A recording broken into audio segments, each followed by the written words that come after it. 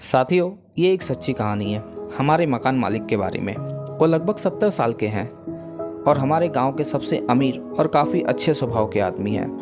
मैं जब 12वीं कक्षा में था तब गर्मी की छुट्टी चल रही थी और मैं अपने गांव समर वेकेशन में आया हुआ था। हमारे गांव से कॉलेज 60-70 किलोमीटर दूर है। मैं रांची के विश्वविद्यालय में अध्ययन कर रहा था। एक दिन बाहर बैठकर मैं पढ़ रहा था, तभी अंकल जी मेरे पास आए। मैं उस वक्त पढ़ने में व्यस्त था, तो अंकल ने मुझसे कहा, बेटा अरुण कैसे हो? तो मैंने कहा, अच्छा हो अंकल जी, आप कैसे हैं? तो अंकल ने मुस्कुराते हुए कहा, मैं ठीक हूँ। बेटा मेरा एक काम करोगे? क्या तुम मुझ पर एक एहसान कर सकते हो? मैंने बोला, क्या अंकल? तो अंकल ने कहा, क्या तुम मेरे लिए एक फेसबुक आईडी बना सकते हो? मैं पहले थोड़ा सा अचंभित हुआ, फिर मैंने हिचकिचाते हुए कहा, फेसबुक पर आईडी बना के आप क्या करेंगे? तो अंकल ने कहा, मैं दीपक के लिए। दीपक उनका इकलौता संतान था। दीपक भैया यूएन में एक सॉफ्टवेयर इंजीनियर हैं।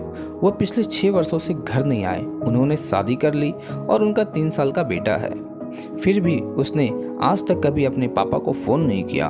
उसने अपनी शादी समारोह में भी अपने माता पिता को नहीं बुलाया, क्योंकि वो सोचता था उसके माता पिता की पोशाक, यानी जो वो लुंगी गंजी पहनते थे और भोजपुरी भाषा में बात करते थे, जिस कारण से लोग उस पर हंसेंगे। फिर मैंने उनसे पूछा, आपको फेसबुक आईडी दीपक भैया के लिए क्यों बनानी है? तो अंकल ने कहा, मैंने हर पार्टी और शादी समारोह के मौके पर फेसबुक पर अपने पोते और बेटे का फ़ोटो देखा है। अगर ऐसा होगा तो अपने पोते का मैं चेहरा देख पाऊंगा, और अपने बेटे के लिए उनके अंदर इतना प्यार भरा था कि आप दोस्तों सोच भी नहीं सकते हैं। बस मैंने इतनी सी बात सुनते ही मेरे आंखों में आंसू आ गए। मैंने कहा, ठीक है। फिर मैंने पूछा, किसके नाम का फ़ोटो लगाऊं और किस नाम का आईडी बनाऊं?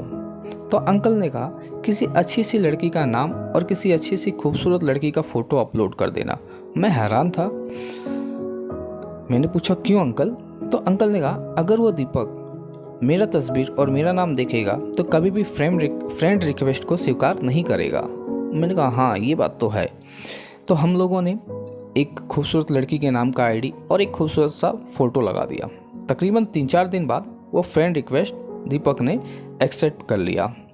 अब अंकल जी बहुत खुश हो गए और ये इस खुशी को जाहिर नहीं कर पा रहे थे। अंकल लड़की बन के ही अपने बेटे से बात करने लगे। इसी बहाने बाप बेटे में बातें होने लगी। कुछ समय तक ऐसे ही चलता रहा। फिर अंकल ने सारी हकीकत अपने बेटे को बताई। समय के साथ साथ बाप बेटे में अच्छा अंडरस्टैंडिंग हो गया, जिस वजह से उन दोनों में ढेर सारी बातें होनी शुरू हो गई। मैं बहुत खुश था कि मेरी छोटी सी मदद के वजह से आज 6 साल से अलग हुए बाप बेटे, जो आज तक आपस में कभी बात नहीं कर रहे थे, आज वो दोनों बात कर पा रहे हैं। कुल तकरीबन 6 महीने तक ऐसे ही चलता रहा। 6 महीने बाद उनका बेटा दीपक यूएन से घर आया। उनकी खुशी और दुगनी हो गई जब दीपक ने अपने पापा को प्रणाम करके उन्हें गले लगाया। उनके चेहरे पर वो खुशी नज़र आ रही थी जो दीपक के यहाँ रहने पे हो रही थी, यानी 6 साल पुरानी खुशी नज़र आ रही थी। और आज सब परिवार बहुत ही खुशी खुशी साथ में रहने लगे। दोस्तों, कहानी का मतलब यह है कि अपने बाप के लिए उनका सबसे बड़ा संपत्ति उनका बेटा है। अपने माता पिता का कभी भी अपमान ना करें, उनकी अपेक्षा ना करें। वो हमें जीवन देते हैं, वो हमें बेहतर बनाते हैं। जितना वो देते हैं और जितना उससे बेहतर देने की कोशिश करते हैं, वो हमें सही रास्ता दिखाते हैं। वो प्रेरक होते हैं। बच्चों द्वारा की गई सभी गलतियों को माफ़ कर देते हैं। बच्चों के लिए उन्होंने जो किया है उसे चुकाना का कोई तरीका नहीं है। हम केवल इतना कर सकते हैं कि उन्हें जो चाहिए वह देने की कोशिश करें। अपने बेटे को वह अपनी जान से भी ज़्यादा प्यार करते हैं। उनके लिए वो सब कुछ करते हैं जो उनकी खुशियों के काम आ सके।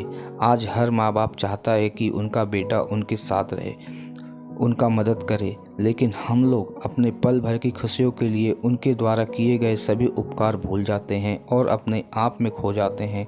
क्या पता आपका वो बाप आपके बिना कैसे जी रहा होगा। इसलिए दुनिया में सब खुशी क्यों ना हो जाए, लेकिन अपने माँ बाप को कभी भी नहीं छोड़ना चाहिए। दोस्तों, कहानी कैसे लगी मुझे कमेंट करके ज़रूर बताइएगा। मिलते हैं अगले वीडियो में, तब तक के लिए आप अपना ख्याल रखिए।